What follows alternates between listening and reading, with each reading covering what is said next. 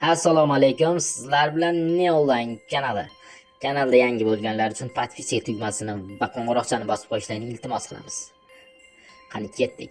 AQSh prezidenti Donald Tramp Rossiya prezidenti Vladimir Putinning Ukrainadagi xatti-harakatlardan norozi ekanligini bildirdi va Rossiyaga qarshi sanksiyalar joriy etilishi ehtimoli katta jiddiy o'ylayotganini ma'lum qildi. Bu haqida o'zining Twitch ijtimoiy tarmog'ida yozdi.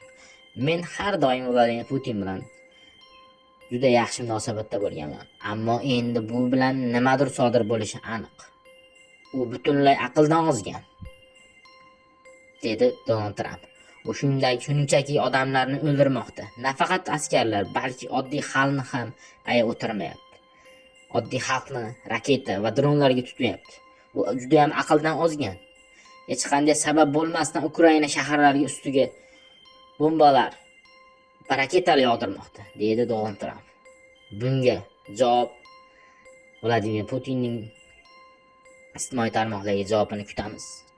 Sizlar bilan Neonline kanali bo'ldi. Kanalda like tugmasini bosib qo'yishlaringni iltimos qilamiz.